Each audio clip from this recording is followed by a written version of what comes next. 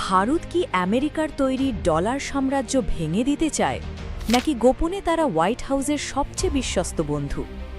বিশ্ব রাজনীতিতে এখন সবচেয়ে বড় রহস্য ভারতের দ্বিমুখী নীতি। একদিকে ব্রিক্স জোটে বসে ডলারের বিকল্প খোঁজা, অন্যদিকে আমেরিকার সাথে গভীর সামরিক বন্ধুত্ব। মোদি সরকার আসলে কোন পক্ষে? ইউক্রেন যুদ্ধ শুরু হওয়ার পর পশ্চিমা বিশ্ব রাশিয়ার ওপর নিষেধাজ্ঞা দেয়। ঠিক তখনই বিশ্বকে চমকে দিয়ে ভারত ও রাশিয়া শুরু করে রুপি রুবল বাণিজ্য। ডলারকে বাইপাস করে ভারত সস্তায় রাশিয়ার তেল কিনতে শুরু করে।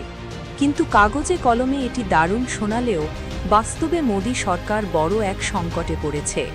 রাশিয়া ভারতের কাছে তেল বিক্রি করে কোটি কোটি রুপি আয় করছে, কিন্তু সেই রুপি দিয়ে ভারত থেকে কেনার মতো পর্যাপ্ত জিনিস রাশিয়ার কাছে নেই। ফলে রাশিয়ার ব্যাংকে বিলিয়ন বিলিয়ন ভারতীয় রুপি অকেজো হয়ে পড়ে আছে। বাধ্য হয়ে এখন ভারতকে আমিরাতের দিরহাম কিংবা চীনের ইউয়ানে লেনদেন করতে হচ্ছে, যা ভারতের জন্য মোটেও সুখকর নয়।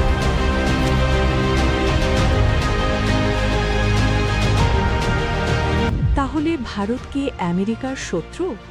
একদমই না। প্রশান্ত মহাসাগরীয় অঞ্চলে চীনের সামরিক আগ্রাসন রুখতে আমেরিকার তৈরি কোয়াড জোটের প্রধান স্তম্ভ হল ভারত।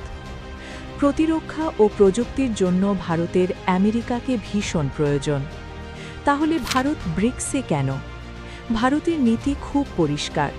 ভারত বিশ্ব মঞ্চে আমেরিকার একক আধিপত্য চায় না, আবার চীন রাশিয়ার মতো সম্পূর্ণ আমেরিকা বিরোধী তকমাও গায়ে লাগাতে চায় না। ভারতের অবস্থান হল ব্রিক্স কোনো আমেরিকা বিরোধী জোট নয়, এটি পশ্চিমা বিশ্বের বাইরে উন্নয়নশীল দেশগুলোর নিজস্ব একটা প্ল্যাটফর্ম। ভারত এখানে খেলছে নিজের স্বার্থে।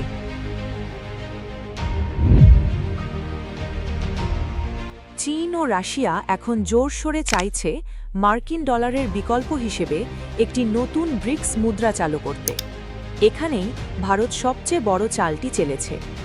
ডলারের আধিপত্য কমলে ভারতীয় মুদ্রা রুপির মান বাড়বে, এটা ভারতের জন্য ভালো। কিন্তু এখানে লুকিয়ে আছে একটা বড় ফাঁদ। ব্রিক্স জোটের সবচেয়ে বড় অর্থনীতি হল চীন।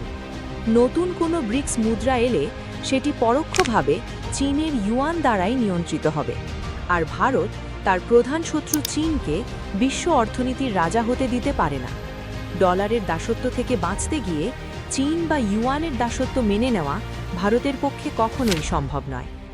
সংক্ষেপে বলতে গেলে ভারত ডলারের ধ্বংস চায় না, ভারত চায় ডলারের ওপর অতিরিক্ত নির্ভরতা কমাতে, যাতে নিজের দেশের অর্থনীতি সুরক্ষিত থাকে। মোদি সরকারের নীতি হল আমেরিকাকে বন্ধু রাখা, চীনের আধিপত্য রুখে দেওয়া এবং বিশ্ব মঞ্চে ভারতকে একটি পরাশক্তি হিসেবে দাঁড় করানো।